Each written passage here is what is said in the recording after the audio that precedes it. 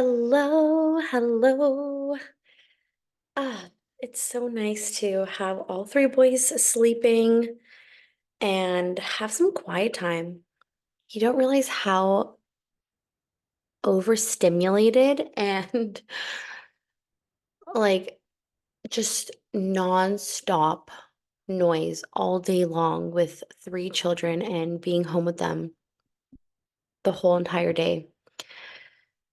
Whew. So I figured now that I have some space to myself, why not record a podcast? Blah, blah, blah, blah. Obviously, I've forgotten how to speak. Why not record a podcast episode talking about my birth story? I have yet to share my redemption birth with any of my spaces. So, yeah. In today's episode, I will share with you my birth trauma that I have experienced with my first son within the hospital system at Etobicoke General here in Ontario, Canada. For those of you who are listening and are not from Ontario or Canada. And I will also share my second birth and my redemption birth, my full blown redemption birth, which is, ooh, it's so good. I can't wait for you to hear it. So, with that being said, welcome for those who are new to the podcast. Welcome, welcome, welcome. And those who are returning to the podcast, thank you for joining me and coming back. So, let's jump into it. Let's get into it before anybody decides to wake up, specifically the baby. So,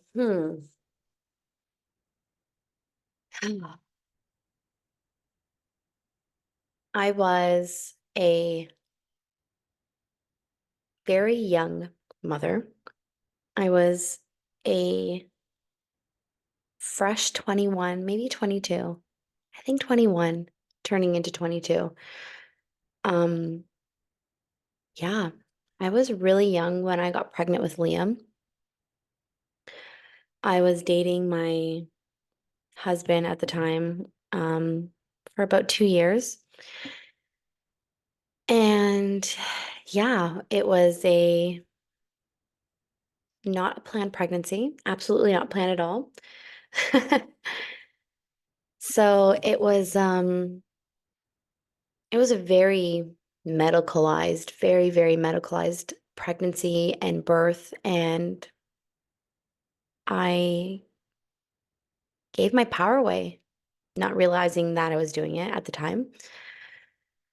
So I found out I was pregnant, and obviously the first thing that you do is book an appointment with your doctor to confirm your pregnancy. And then you go on to be transferred over to an OBGYN here in Canada. So I found an OBGYN that was in a, um, I guess, more richier area, I want to say. So I figured, it's a more high class experience. What the hell did I know? Oh my God. So every appointment, every appointment, I would go and see the OB/GYN.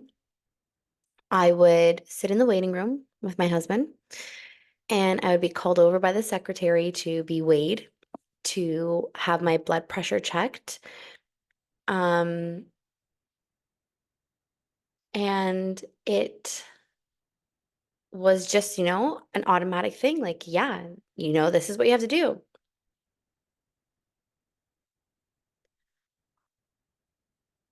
So I remember sitting in in a hospital, in the OBGYN, I guess, in her room, in the patient room, and just like being so nervous, being so freaking nervous, and like touching everything and looking in the cupboards and the cabinets and seeing like, what do they have in here? So nosy of me. Yeah, I trusted the experts. I trusted the experts because, they went to medical school, and they're the ones who are the professional, the experts on pregnancy and birth. So, you know, of course, that was the path that I was going to choose. Of course, that was where I was headed towards a complete medicalized pregnancy and birth.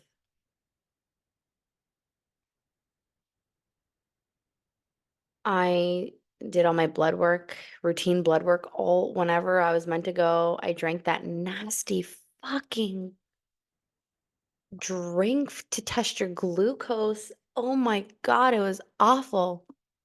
Oh my God, it was awful. Um, yeah, and like looking back at like how much vials of blood that they would take during a blood test, it blew my mind. I mean, sorry, it blows my mind now because, your body is producing all of this extra blood. However, they are taking like, at times up to 10 vials of blood. Like it just doesn't make sense to me. It doesn't make sense to me. I'm gonna look into why they do that and like why they take so much, like what's the purpose of that? Anyways, I'm gonna go off track. Let's get back to the points. Yeah, so I was working like three jobs at the time because I love to work. Okay. I absolutely loved to work. Like, I loved the busy, fast-paced lifestyle of working at a restaurant, working at a bar, working at a gym, working at the liquor store. Like, I was doing all of it. Um, and the the funny thing, the funny thing was I never got any um, vaccines during my pregnancy, and I'm not entirely sure why I never did, because I didn't start looking into vaccines and questioning vaccines specifically for my son. I never, I never started looking into it until like maybe later on in my pregnancy. And I would have never like put two and two together for like myself and like getting vaccinated and like that being passed on to the baby.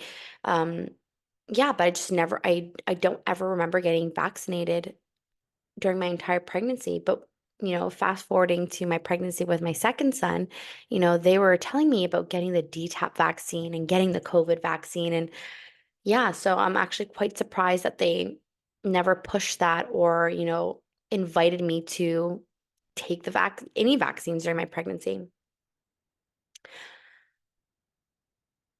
Yeah. But I started to question vaccines around the time that my sister-in-law started to kind of like plant the seeds in my head for my son. And, I started to look more into that and looking into Dr. Tenpenny and Dr. Suzanne Humphreys, Del Bigtree, Dr. Paul Thomas. I started going down the rabbit hole later into my pregnancy, but I never put any of that together when it came to birth. I never put that together or I never put any of those puzzle pieces together of like, the medical system, making money, pregnancy, birth, any of that. I just, was so hyper focused on the whole aspect of vaccines for my son. Um, which I'm so grateful that my sister-in-law planted that seed and started to like, light that fire under me to look into vaccines and start to question vaccines for my son. Like, I'm so freaking grateful for that. Oh, I love her so much. I love her. Um, I love her. She's so like, oh, she's so dreamy, my sister-in-law. Oh my gosh. I love her. I do. I really love her so much. So yeah, I remember the night my mucus plug broke. Or my mucus plug, not mucus plug broke. My mucus plug came out. I was 36 weeks pregnant and I was working at the liquor store, the LCBO. And I remember going to the bathroom and like seeing this mucus plug, but not really knowing what it was. But kind of having like a little bit of an idea. I think I Googled it after. But anyways, I remember like going home. I was staying at my in-laws at the time, and I remember going home. I forgot my phone. Forgot my phone at work. Completely forgot it at work. And I was like, oh, it's okay. I'll just go back and get it in the morning. Like, it's just not a big deal. I'm gonna be working tomorrow anyway. Like, I'm just gonna get it then. And I woke up the next morning. It was November 8th, 2016. And I woke up in the morning and I just, did my regular thing of like, just binge watching something on Netflix, which I was currently watching The Vampire Diaries. Okay. I was watching Vampire Diaries. And it's funny that I was watching that during my pregnancy and then a little bit into my postpartum because my son Liam loved vampires. Like he was obsessed with the Count Von Count after. So I'm like, okay, now I'm thinking of like I probably programmed him to like vampires through what I was watching. Like he heard it all in the womb. So I was watching Vampire Diaries and I thought I peed myself because I felt some, fluids in my vagina and like in my underwear. So I was like, okay, I must have peed myself. Like, let me go and clean this up. I went to the bathroom and, a little bit more fluid was coming out, liquid was coming out. So I was like, okay, let me put a pad here. Like, am I peeing myself? Like, what's going on? And then I started to put two and two together and I'm like, okay, I'm pretty sure my water broke. I have no cell phone to call anybody. I don't know anybody's phone numbers because who remembers phone numbers anymore? Not me. Now I do. But back then, I did not remember anybody's phone number. I didn't even know how to reach my husband. He was in a training for a new job that he was starting. And I had to open up Facebook and message my best friend because I wanted her at my birth. And I was like, hey, man, like, I'm pretty sure my water just broke. I don't have a phone, so I need to go to work to go and pick up my phone. Um, so I'm just like, giving you all these heads up. I think she connected with my husband and let him know that, hey, I think Marissa's water broke. Um,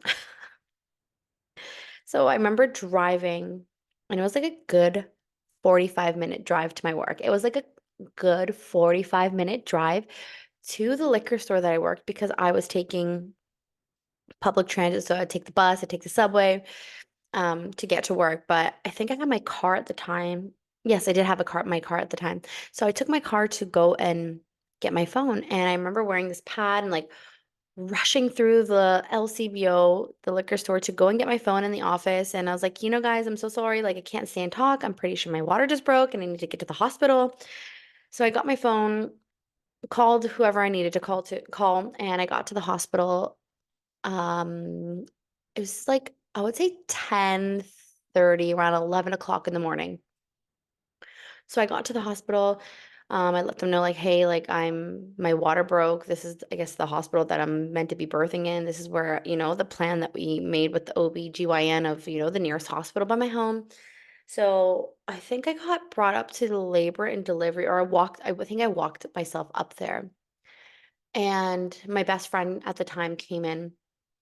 She left work. She came and the nurses were like, we're gonna, start you on some fluids and all this stuff. So make sure you eat beforehand. And I was like, but I'm not really hungry. Like, I don't really want to eat anything. My friend went and got a bagel. So I ate like maybe half a piece of the top of the bagel. Not even like the full half of like the top and the bottom, just like the top piece. Cause I was like, I'm so fucking nervous. Like, I don't want to eat. So they started to induce me, I think. I can't really remember. It was really like it's really foggy and fuzzy of like the sequence of like what happened. What really sticks to my mind was like the actual birth part. So my husband finally came, my grandmother came, my best friend was there, and the contractions started to pick up. They started to pick up. And I had some more friends come and, they came and they hung out. My contractions were kind of like, here and there. I don't really remember them too much at that time. It was like later in the evening. Um, But I remember when my friends came and they're like, "Yeah, we're gonna order a pizza." And I was like, "Oh my God, I would love to eat a piece of pizza." Like I was at the point where I was starting to get hungry because I haven't eaten anything the whole entire day. And hospital policy is that you're not allowed to eat in the hospital, but you can have ice chips, you can have some apple juice. Who the fuck is gonna have any type of energy eating ice chips and apple juice? Oh my God. To this day, I hate ice. I hate ice chips. Like they just gross me out. So my friends ordered this pizza and they're eating it in the waiting room. And that's literally all I could smell was this delicious pizza. Like, oh my God, I wanted it so badly. So my contractions started to pick up more. I had a friend come in and she's like, "Oh, Marissa, you can do this. You work out at the gym, so you can handle this pain." And I was like, "Yeah, yeah, I can do it. Yeah, I can do it. Like, of course I can do it." Not realizing anything about Pitocin, not understanding or knowing anything about Pitocin. I had no idea what they were injecting into me. I had no idea what they were giving me at the time. I had no idea. So the contractions started to get more uncomfortable and more uncomfortable and more uncomfortable. And I remember being in such excruciating pain that like I was crying to my husband saying I can't do this. Like it was so painful and like him holding me and like I remember starting to feel like the contraction coming and like slowly creeping up and getting more uncomfortable and more uncomfortable. And like telling him like, "Babe, come over here, come over, come over here. I need you to hold me. Like it's coming, it's starting, it's starting, it's starting." And I just remember being so much in pain, like everything hurt. I, oh my God, it hurt so badly. And I'm going to talk a little bit later on about the Pitocin and the contractions and all that stuff, but I'm going to flow through this birth story. So the contractions were getting worse, and I said to, I think maybe my husband, whoever was around me, I was like, "I want the epidural. Like I need it. I cannot take this any longer. Like I cannot do this. Like just please give me this epidural. Please, please, please, please, please." So they gave me the epidural. I had to sign a waiver to make sure, like, they're not liable if I go paralyzed from this epidural, this fentanyl that they're injecting into my spine, not knowing that it was in fentanyl at the time. Oh my God. So the epidural finally kicked in, and the lady gave me this little like nozzle, this little like not nozzle, what the hell am I talking about? This little like button that I could hold in my hand and press it anytime I started feeling anything. So I was like just pressing that button like I wanted to be completely numb. And I remember saying that in my birth is like I don't want to feel anything. Like I want to be completely numb. Like I don't want to feel not even one sensation.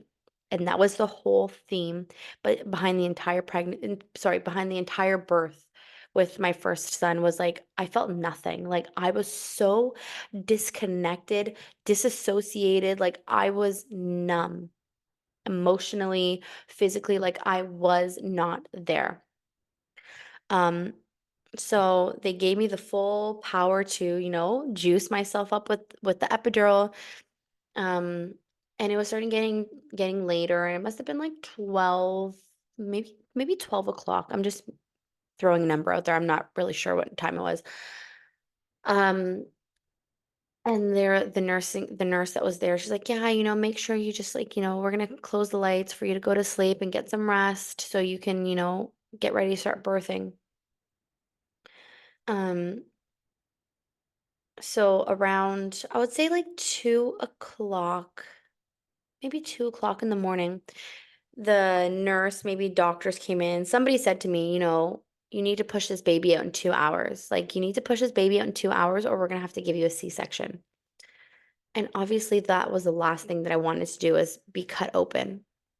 I did not want to have like a C-section scar. I did not want to have that on my body. I didn't want that on me. I didn't want to have, I was very self-conscious about my body. I was very, very, very self-conscious of my body. So anything that would, alter the look of my body, I didn't want it. I didn't want that. I did not want that C-section. Okay. And it's funny, not funny, it's interesting that the entire theme of my pregnancy was like, I felt like my body was robbed from me. Like I felt like it was stolen from me from this pregnancy. And I felt a lot of shame about my body and it growing and gaining weight. I felt a lot of shame. I didn't want anybody to take any pictures of me in my entire my entire pregnancy. I told everybody like you are not allowed to take pictures of me. Like please do not take any pictures of me. So you will barely find any pictures of me during my pregnancy. The only time I permitted anybody to take a picture of me during my pregnancy was at my baby shower. That was the only time. But other than that, like you'll probably find maybe one picture that my husband secretly took of me of like eating an ice cream, I'm pretty sure, or drinking an iced cappuccino, something like that.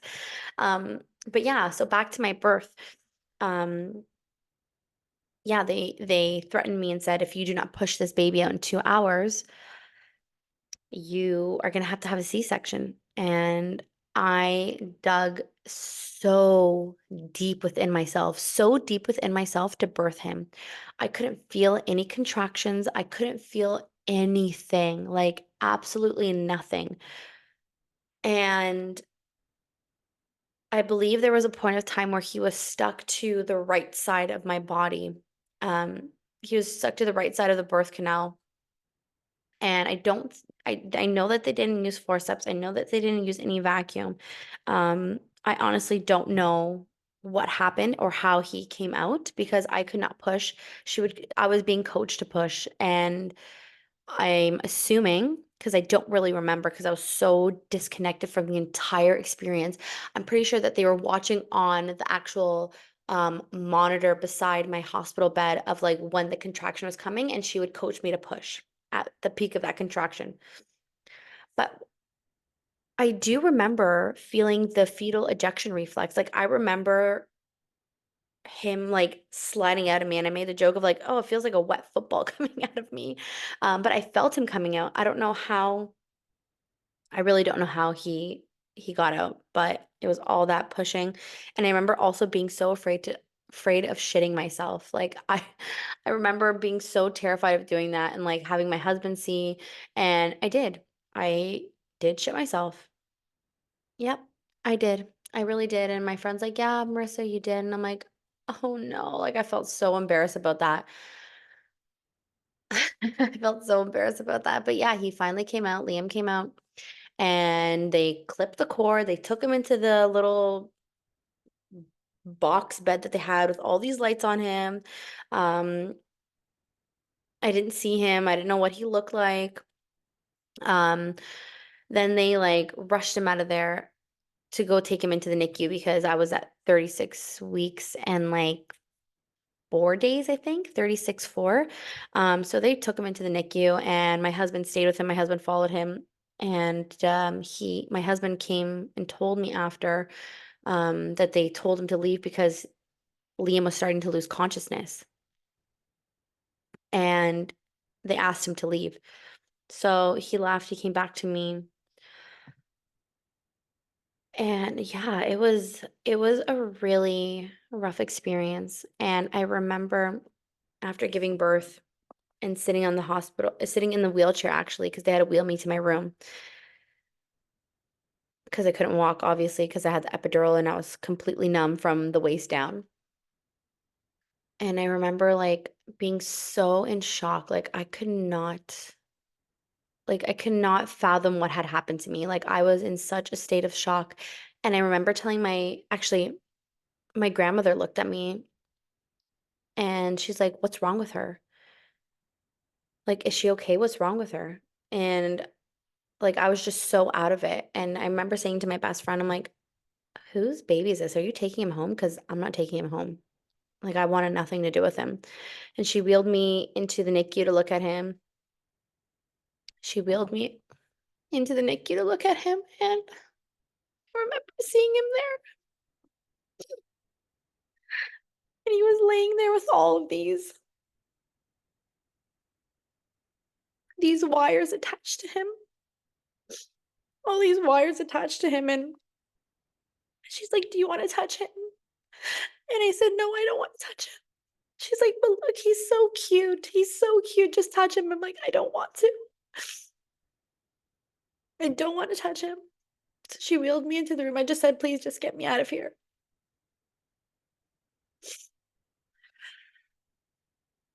So she wheeled me into the room and we stayed in there.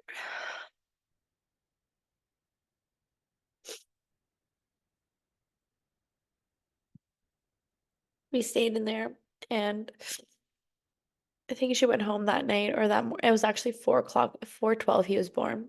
And she went home early in that morning to go get sleep and my husband left too to go get sleep. And I was there by myself and I must have slept for a few hours and he was in the NICU by himself. He was all by himself and that's something that I'm still working through because I feel so guilty leaving him by himself. I feel so guilty leaving him by himself. And God knows what was going on in there and what they were doing to him and how he was being treated. So I still hold a lot of that grief, that grief within me. And yeah, so I remember I think I walked over to the NICU with like the IV roller, whatever it is, that long pole that they have the IV attached to, because I'm pretty sure I was still attached to the IV. And I went into the NICU to go and see him. And the lady's like, do you want to breastfeed him? And I'm like, yeah, of course. Like, of course I want to breastfeed him. That was the one thing that I wanted to do. Like, I wanted to breastfeed him. So I got in there and I didn't really have much help from the NICU nurses. Like, they were already giving him formula, like Enfamil, like the prepared formula. And I remember having such a hard time breastfeeding. It was such a difficult thing. And I went like through my whole pregnancy, I just, assumed that because it's natural, it was easy. But damn, it was not easy. It was not easy at all. And they told me he had a weak latch because he was born preterm, that he had a weak latch. So I needed to go see a lactation consultant that I would see, a few days later. So they were constantly monitoring him and checking his, blood. He had all these like needles and all these like IVs in him.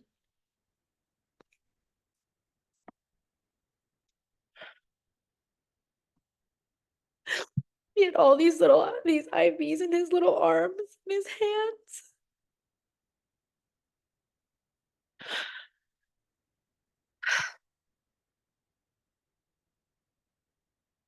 And I remember it was like maybe a day or two after we were able to actually no, we I got kicked out of my hospital room. They said that I was allowed to leave, but I wasn't allowed to leave. I wasn't allowed to take my baby home with me.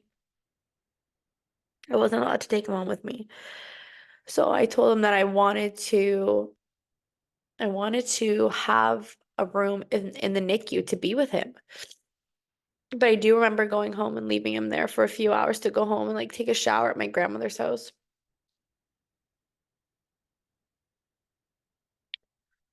And when I came back, they made space for me in the NICU and the beds there. With my husband and we were able to bring him into the room. And the next day we were allowed to leave, but we needed to come back in a couple days to check his um bilirubin levels for jaundice. And I remember being able to go back home to my husband's parents' house. We were living there at the time. And I remember being so excited to go home with him. I remember being so freaking excited to go home with him. And I was like, oh, finally I can bring him home. Like, I'm just so happy to like be able to bring him home. Um, I believe the next day I went back to the hospital with him to see a lactation consultant.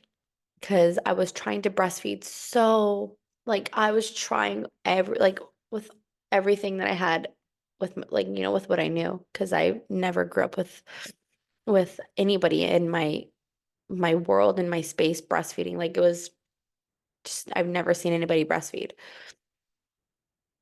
So I went back to the lactation consultant at the hospital, and she was teaching me a technique called, I think it was like the supplementary something feeding system. So it's like a little tube that you, like a very, very, very small little tube that you tape one to your breast and then one into a bottle to help strengthen the latch. And I remember it being so freaking difficult doing it. And she told me, I remember her telling me, um, in the room, you know, your baby's starving. Just give him a bottle of formula. And I was so like taken back because I was like, oh my God, this is a woman whose profession is, breastfeeding. Like, that is her job. And she's telling me that I'm starving my baby. Oh my God. I was like, okay, of course I'm going to give him a bottle. Of course, this is coming from a breastfeeding professional telling me that I'm starving my baby. Like, I'm going to give him a damn formula bottle. I was already giving him formula as it is. And yeah, so I gave him formula, and I remember that night trying to do the technique that she showed me with the little tube into the bottle and one attached to my nipple, but it was just so hard for me to do. So I was like, you know what? Screw this. Like, I am not doing this. This is ridiculous. I'm just going to give him formula. So yeah, it was a whole formula feeding journey. He had so many digestive issues going on because of the formula. He was having a hard time digesting it, so we changed all kinds of different formulas, from like lactose free to the like partially digested hydrolyzed formula to soy formula, and then we found goat's milk formula, which was like, he was a completely different baby after giving him the goat's milk formula. Whew. I didn't realize it was going to be that hard to talk about this birth story. I thought I worked through a lot of the trauma and the grief and the anger that I had, but I guess there's still lingering, lingering grief that I'm holding, which I'm very grateful to have um, felt, because it gives me an opportunity to go back and witness myself sharing this story for my podcast and my YouTube channel, to witness myself and, do some somatic practices for, healing and releasing this grief. Yeah. Whew. So let's rewind a little bit into this story. So I want to talk about the Pitocin and being given Pitocin to induce labor. Pitocin, for those of you who don't know, Pitocin is a synthetic form of oxytocin. So oxytocin is that, you know, um, that love hormone. And oxytocin is the hormone that, you know, gets baby out. So they synthetically give it to you in the hospital to induce labor. But what they don't tell you is that Pitocin that they're using is coming from a cow that is meant to birth a calf. Okay. We are human beings. We are not birthing calves. We are not birthing a baby cow. Okay. We are birthing a human being who is potentially, a weight around maybe 10 pounds, 11 pounds, depending on the size of the mother, depending on her body, depending on her height. We are not cows. So, of course, when you are when you are being injected with a hormone that is meant for a cow to be birthing a calf, the contractions are going to be much more difficult, much more powerful, much more stronger, okay? And the issue with Pitocin is that when you are going into physiological birth, okay, when you are experiencing physiological birth, there is a like it's like a wave effect, okay? So it's like this climb, climb, climb, climb, climb of like the contraction. There's a peak of the contraction, and then there's the slope down, okay? Then there's like this like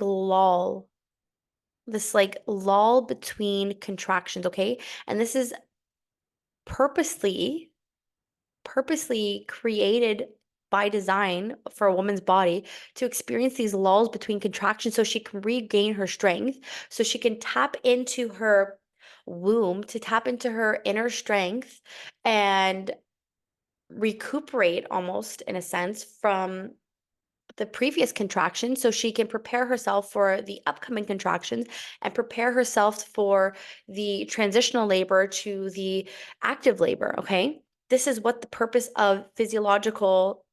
um, the purpose of physiological birth and the contractions that come along with physiological birth, okay? But when you are experiencing Pitocin contractions, okay, it's like this like climb up the hill, there's this like really high peak, and then there's this drop down. You're dropping down the hill, and then is a climb back up the hill, and then you're at the peak, and then you're dropping down the hill, and then there's another climb. Like there's no lull in between, okay? You're just hit back to back, back to back, back to back with contractions, and you're not given that time to recuperate.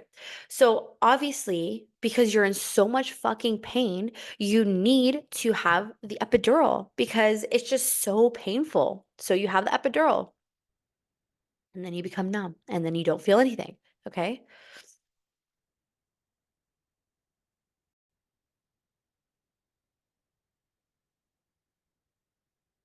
So I was just like, I was so numb that I couldn't feel anything. And yeah, that's the design of the epidural. And that's why the Pitocin and the epidural, they go hand in hand. And then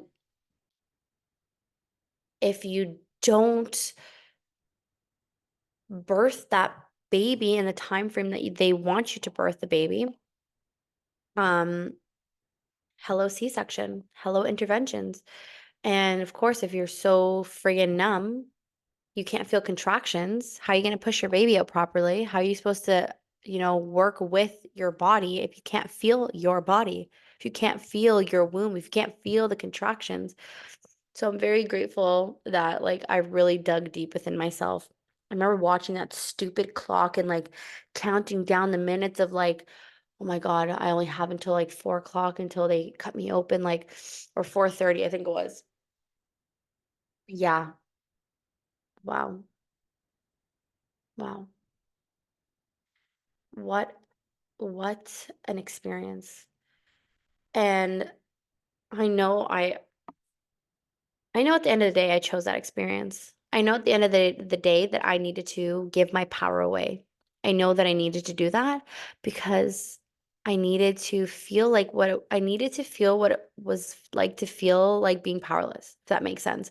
Like I needed to feel that I needed to experience myself giving my power away so that for my second birth I can reclaim that power. I can take all that power that I gave away and reclaim it. So, my second pregnancy was all about reclamation and reclaiming myself, reclaiming my birth, reclaiming my power, reclaiming my sovereignty. Um, yeah, so let's fast forward. Okay, so I had Liam in 2016. Let's fast forward to 2021. 2020. 2020. I got pregnant November 2020, right after my son's birthday, right after his birthday. So I wanted a different birth experience, okay? I wanted a different birth experience. So I assumed, OBGYNs are very medicalized. Let's have a midwife, okay? We're gonna have a midwife. And prior to getting pregnant, I connected with a woman on social media. I can't remember how we connected. Her name's um, Alexandra Gatto. Her Instagram page she just changed it, I think Awaken with Alex. Yeah. So I connected with her previously to me getting pregnant with my second son, Damien. And I always told her, I don't know, there's something about her, like we just hit it off and like we vibed. And I told her, I'm like, when I get pregnant again and I give birth, you're going to be there because she's a doula. And I'm like, you're going to be there. You're going to be a part of my birth. I just want you there. And I know I want you there. And I know that you're meant to be there. So when I got pregnant with Damien, I assumed that I hired midwives. I assumed that because they were more a natural approach to birth and they were, considered holistic, quote, if you don't see my quote, my air quotes, because you're listening to the podcast, I'm doing air quotes right now, holistic in air quotes. Oh my God, little did I know how the midwives were here in Ontario. They are nurse midwives, okay? Nurse midwives. So they are also tied into the medical system. They're also tied into the medical system. So I hired, this is okay. Also, this is during COVID, okay? This was during COVID. Um, I didn't go and see them until into the new year, which was 2021. But we were still in the height of COVID, okay? So I went to the office, I remember. This is a time where you have to wear masks and just such a stupid bullshit. So stupid. You had to wear a mask at the time, but I was not someone who would ever put on a mask. Like there was nothing that you could do. There was nothing that you could say. There was no way that you could coerce me, manipulate me, fear monger me into wearing a mask. Like there was no fucking way I was putting on a mask. And like there's no way. Not a chance. Like not a chance. You can ask my husband, you can ask my sister-in-law, you can ask anybody, anybody in my space. Like I was like a hard like no. Like no, no means no. Um, so I went into the office for my first appointment, my first prenatal appointment with the midwives. I had West End midwives, okay? I'm going to say this on the podcast. West End midwives, okay? I went there and I had my first appointment with, I can't remember her name. I can't remember her name. It's okay. Cannot remember her name, but she was new to the clinic. She transferred over from, I think, I want to say Kensington Midwives or some midwifery team downtown Toronto. So I go and have my meeting with her. I think she took some blood from me. We went through an intake form. She was wearing a mask. She informed me through our conversation that that same day she went and got her COVID shot. So that made me feel super uncomfortable because I was like, I know that there's shedding.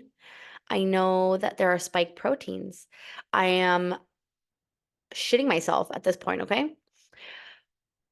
And she didn't tell me until after she took my blood work and she was like up in my face. And when she was doing my blood work and she was up in my face, this was already 45 minutes into the appointment. She goes, I just realized you're not wearing a mask. I'm like, yeah, where have you been? Like, where have you been?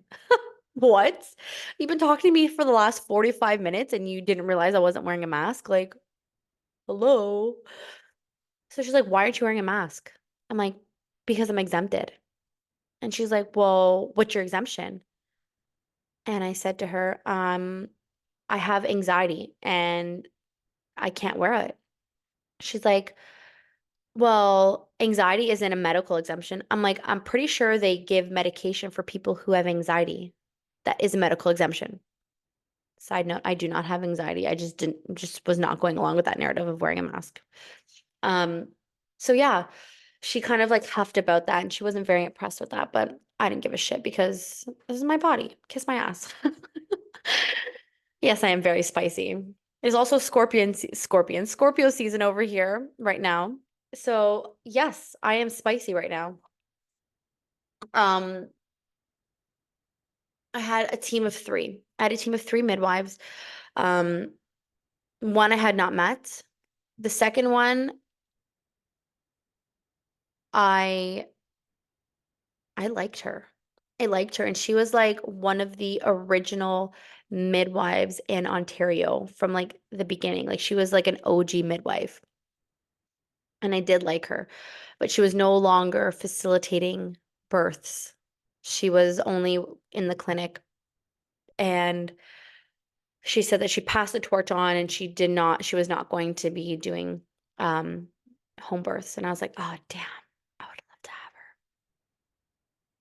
So I did, all the usual um blood work, ultrasounds. I did my um I think my 12-week ultrasound and then the 20-week ultrasound. So when I went to go do my ultrasounds, I had to call them in and let them know that I didn't have any COVID symptoms, all of this stupid shit. And they told me that I had to wear a mask. And I'm like, well, I'm not going to wear a mask. There is no way that you are going to make me wear a mask. And I'm not wearing a mask. So they said, well, if you could just wear a scarf over your face, over your mouth, then we'll be okay with that. And I'm like, okay, I'll wear a freaking scarf with holes inside of it so I can breathe. Like, okay.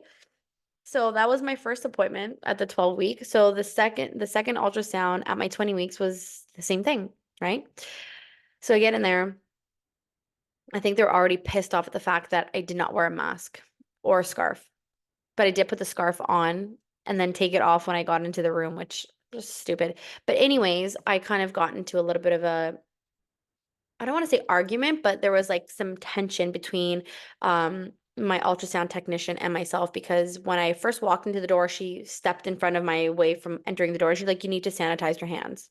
And I'm like, no, I'm not going to sanitize my hands. I will go and wash them, but I will not sanitize them because washing is a lot more better than putting alcohol and destroying your microbiome in my like no, and I don't know what kind of garbage you guys are putting in your sanitizer. Like absolutely not. I'll go wash my hands with soap and hot water. Sure, I'll do that. So I went down to the washroom, washed my hands, came back into the room. She was doing the ultrasound, and it took her about, I want to say, an hour and a half to do the ultrasound, which is very long because she had a hard time finding certain body parts of the baby. Like, she's like, oh, baby's not complying, and baby's not, doing what I want him to do or doing what I want baby to do. And I was like, okay, like, what? Okay, you're the professional here. So it was like an hour and a half later, and she left the room. She's like, I have to go and talk to, I guess, like her manager or her boss or something to see if she got the right shots. So she came back and she's like, well, we did the best we could, and we'll give like the results to your midwives. And this was the anatomy scan. So I was like, okay, exciting. I'm so excited. Like, I want to know if it's a boy or girl. Like, I was so excited. And the procedure of, finding out the gender of baby when I had an OBGYN was, I called up the clinic and I said, hey, I just had my ultrasound. My name is Marissa Kirou. Can you give me the results of what I'm having? They told me right on the spot with my OBGYN at their clinic. They're like, oh, yeah, you're having a boy.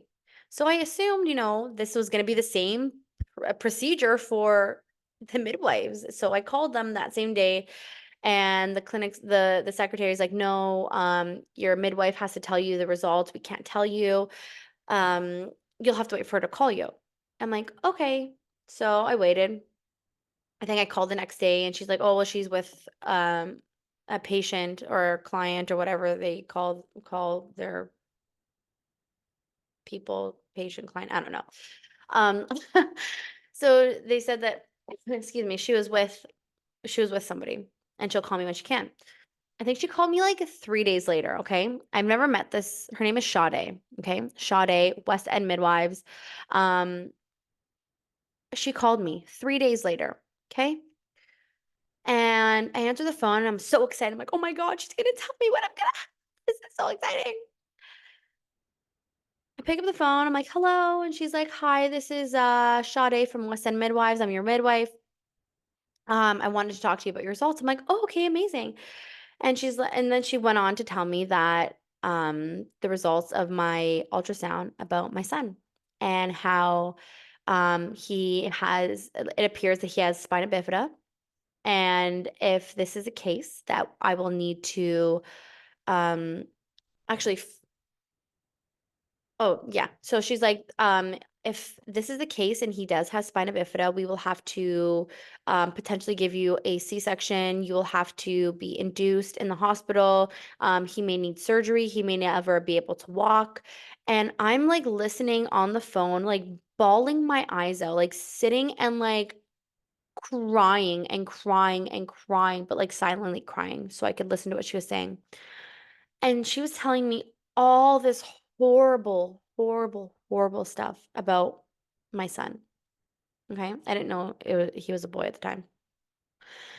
And then she went on after she goes, you need to go to a hospital downtown. They have better technology for ultrasounds. They're the best in Ontario. And you're gonna be going down there to go get further results.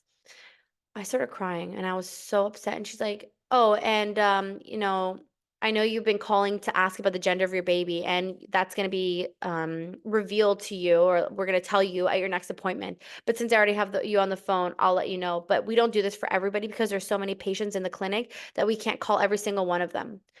And I was like, "Okay." And she's like, "You're going to have a boy." And I was like, "Okay." And I was just so like in shock of what she told me. And my husband came home. I remember sitting on the stairs and just like crying, like ugly crying sobs, red nose, red eyes, swollen eyes, like just snot everywhere, crying. And he's like, "What's wrong?" And so I told him what happened, and he didn't seem phased for some reason. So I had to go for a walk because I just needed some like fresh air. I was so upset. And I let myself, walk and just like go through the streets. And I had a feeling to go down the street. I didn't know where I was walking, I didn't know what I was doing. I just needed to go for a walk. So I had this feeling of like going down the street. And I looked at this house and there was this huge ladybug on somebody's lawn. And for those of you who don't know, my mom passed away in 2012 and I see her as a ladybug. I connect with her as a ladybug. I have a ladybug tattoo on my shoulder for her. She's called me a ladybug when I was a baby because I was so small. So I seen this ladybug, and in that like instant, I knew that everything was gonna be okay. I had this like stillness of like everything would be okay. So I think a couple weeks later went by. I can't remember. A couple weeks later went by, and I went to St. Michael's Hospital downtown Toronto, and they brought me in. They wanted the mask, all this like nonsense. And I'm like, no, no, no, no, no, I'm not doing this. But they would not let me into the hospital to go and do this test. And I'm like, I need to do this test. I need to do this test. So, um, I remember like halfly putting the mask on. That was the one and only time that I ever put the mask on. Okay. Because I just needed to get into this appointment to see what was going on. Like I had to do it. And I was at 20 weeks at this point. So I go and do the test. Oh, and they actually told me that if I wanted to take my mask off, that I needed to go stay in the washroom. And then they'll call me on my cell phone to let me know that my appointment is like they'll take me in. Um, and until then, if I don't want to wear a mask, I have to stay in the washroom. So I was like, sure, I'm gonna stay in the washroom. I don't give a shit. So they took me, I finally got into the appointment. I went inside the room and they're asking me if I did the genetic testing. I said no. And they're like, why not? I'm like, because I just didn't want to. Like, what's the point of doing a genetic testing? Like, I don't care about the results. Like, nothing is going to change my pregnancy. Nothing is going to change anything for me, whether I do this test or not. It doesn't make a difference.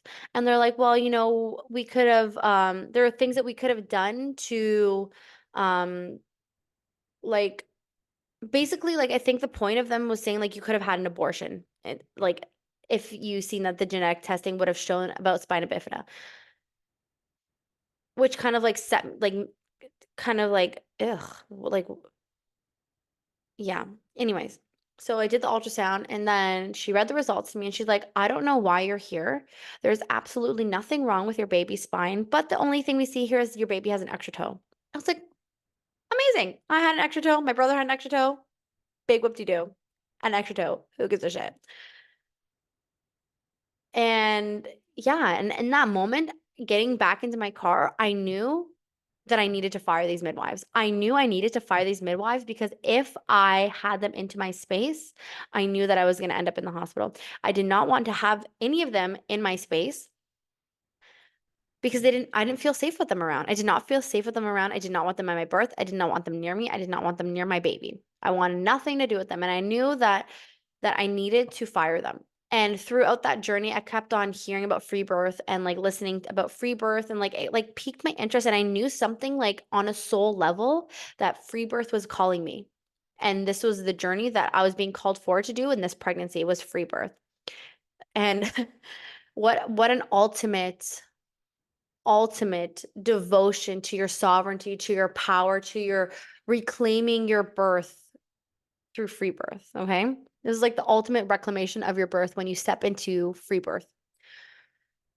So the next day I called the midwives and I asked for Sade.